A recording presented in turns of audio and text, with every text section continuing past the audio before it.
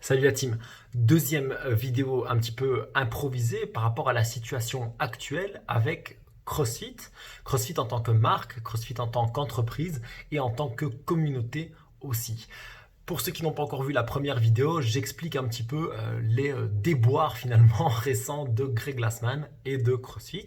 Et ici, je voulais aller un peu plus loin parce qu'il y a eu des nouvelles choses et puis moi, mon positionnement aussi évolue. Et du coup, je voulais partager tout ça avec vous. Qu'est-ce qui a évolué depuis la fois dernière?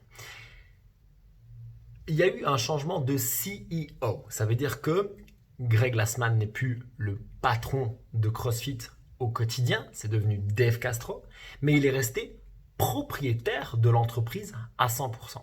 En gros, ça veut dire que c'est toujours lui qui décide de tout, mais la figure emblématique lors des réunions, etc., c'est quelqu'un d'autre. Et ça peut poser des problèmes, mais j'y reviens juste après. Surtout depuis, qu'est-ce qui s'est passé? C'est que un ex-employé de CrossFit a fourni une vidéo, un podcast live où il explique les problèmes internes à HQ et particulièrement les attitudes déplacées, c'est le moins qu'on puisse dire, de Greg Glassman.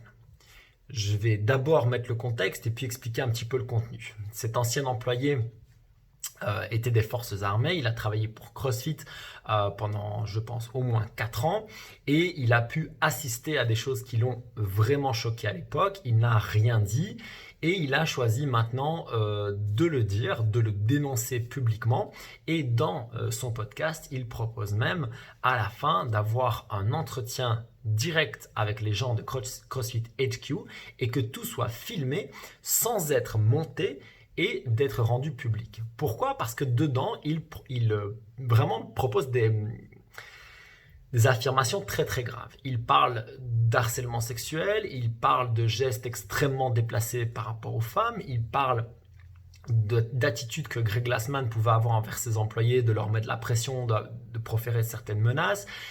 Il a cette anecdote absolument atroce où Greg Glassman est avec une employée dont le mari est en déploiement, je pense en Irak, mais je ne veux pas dire de bêtises, ou en Afghanistan, enfin bon, voilà, dans un pays où c'est hyper tendu via l'armée, et il lui dit j'espère que bientôt on pourra faire un Hero WOD en son nom, sous-entendant que eh bien bientôt j'espère qu'il sera mort.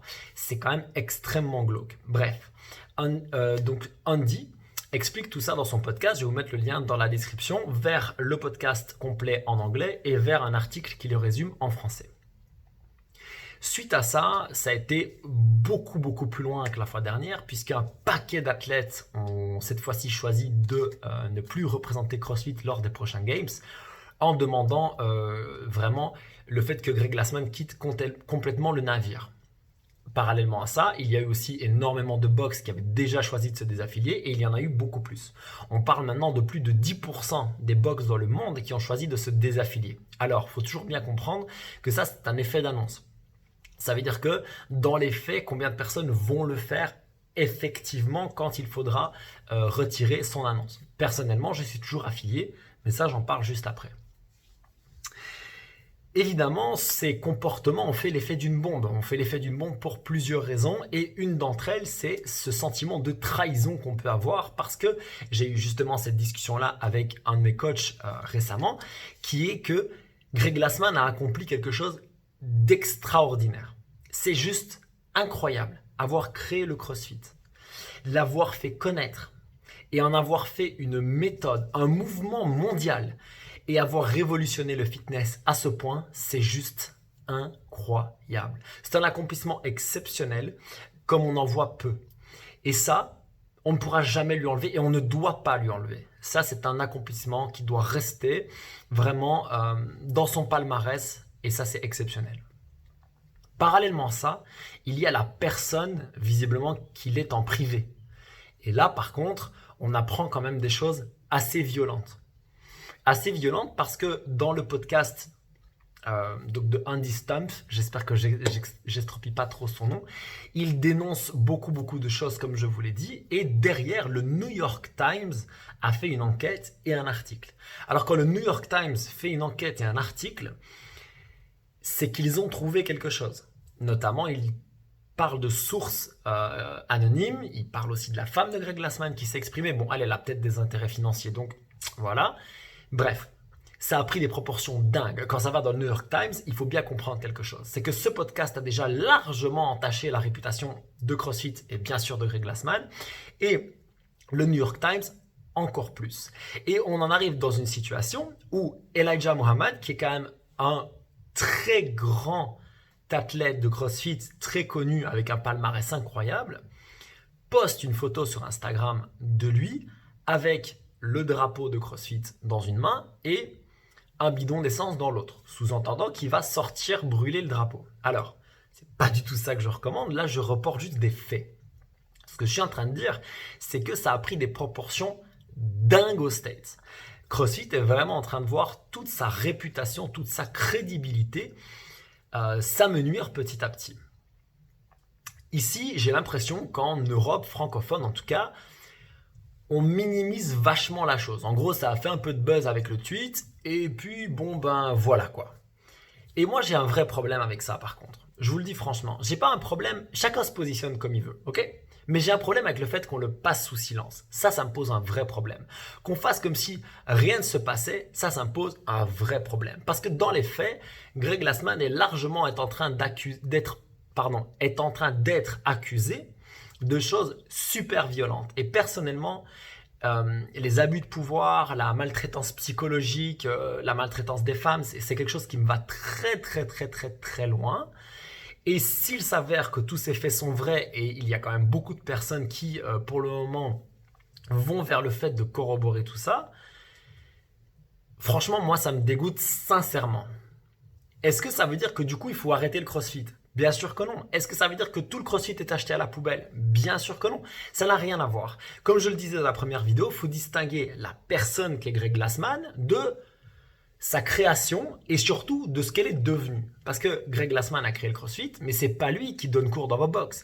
C'est pas lui qui a pris un crédit pour pouvoir ouvrir la salle. C'est pas lui qui a été payé un BPJEPS, qui a fait des années d'études et qui depuis peut-être galère pour vivre de sa passion dans le CrossFit. C'est pas lui qui a fait tout ça. Tout ça, ce sont vos coachs, ce sont vos owners. C'est pas lui non plus qui vient encourager les autres et transpirer avec les autres. Ça, c'est vous. La communauté, c'est pas Greg Glassman. Mais cette personne, si elle a effectivement fait ce genre de truc, personnellement, elle me dégoûte. La personne. Du coup, il est très important de comprendre que la marque CrossFit est en train de souffrir des agissements de cette personne. Toute la marque CrossFit, puisqu'il y a des dizaines de personnes qui ont quitté des centaines de salles qui ont quitté leur affiliation. Il y a des coachs, des participants, des membres de HQ qui ont démissionné. Il y a des formateurs qui ont démissionné. Tout est en train de s'effriter très fort. Et aux States, vous le voyez, le problème c'est que là-bas, déjà ils sont assis sur, comme on dit, un tas de braise avec la situation actuelle entre le Covid et le mouvement Black Lives Matter, etc. Et en plus, il y a là-bas un côté très puritain qui est que quand quelque chose n'est pas bon, hop, on s'en détache et surtout on détache son image. D'ailleurs, regardez le nombre de sponsors qui ont choisi de quitter le navire le plus vite possible suite à l'histoire des tweets. Et donc, la réputation de CrossFit s'amenuise petit à petit là-bas et je pense que ce n'est qu'une question de temps avant que cet impact soit mondial. Comment est-ce qu'on fait à partir de là ? Est-ce que nous on fait ? Est-ce que eux peuvent faire ? Je pense que le seul moyen de sauver finalement la réputation mondiale de CrossFit, c'est de changer les dirigeants. Alors c'est déjà un petit peu fait avec le changement de Dave Castro, mais ça franchement c'est juste une hypocrisie pas possible, parce que si je change juste la personne qui gère au quotidien, mais que c'est toujours moi qui tire les ficelles derrière et qui prend le pognon en plus, franchement, aux yeux des gens, il faut être honnête, ça ne change pas grand-chose. Je pense que le seul moyen que Greg Glassman a, d'une part, de sauver la réputation de sa création et d'une autre, de s'en sortir avec pas mal de sous, c'est de revendre CrossFit le plus vite possible. Pourquoi ? Prenons maintenant une philosophie purement mercantile, business, parlons argent. CrossFit était évalué il n'y a pas si longtemps à plus de 100 millions de dollars, ce qui est énorme. CrossFit avait 15 000 salles qui lui rapportaient 3 000 dollars par an, plus tous les séminaires level 1, level 2, etc., plus les contrats publicitaires. Et tout ça, c'était évalué à beaucoup d'argent. Depuis, énormément de marques ont très clairement fait comprendre qu'elles ne voulaient plus sponsoriser CrossFit, tant et si bien que des athlètes ont perdu leur sponsoring. C'est quand même costaud. Il y a des athlètes qui ont perdu leur sponsoring à cause de cette histoire. Donc des gens qui vivaient de ça et qui ont eu des problèmes de sponsoring derrière. C'est quand même super chaud parce que ça, c'est aussi des gens qui sont impactés très fort. Donc ces sponsors partent, ce qui fait diminuer la valeur de la compagnie. Des affiliés partent, ce qui fait diminuer la valeur de la compagnie. S'il y a moins de réputation, il y a moins de gens qui veulent se former dans le domaine, ce qui fait diminuer la valeur de la compagnie. Vous avez compris le principe. Donc, peut-être qu'au lieu de revendre 100 millions de dollars, Greg Glassman aujourd'hui peut revendre, j'invente complètement, d'accord, c'est juste pour l'illustration, 50 millions de dollars.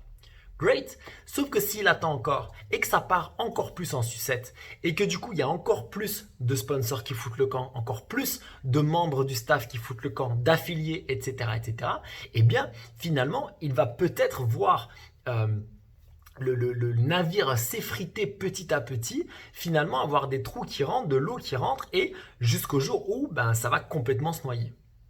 Et le problème, c'est que là, il sera peut-être trop tard. C'est absolument pas ce que je souhaite. Je pense d'ailleurs qu'ils vont réagir mieux que ça et que lui va réagir mieux que ça. C'est quelqu'un d'extrêmement intelligent, il n'y a pas de doute là-dessus vu l'œuvre qu'il a accomplie jusqu'ici. Mais ça peut arriver, c'est un cas de figure potentiellement réaliste. Autre solution, donc, il revend plus tôt, le plus vite possible.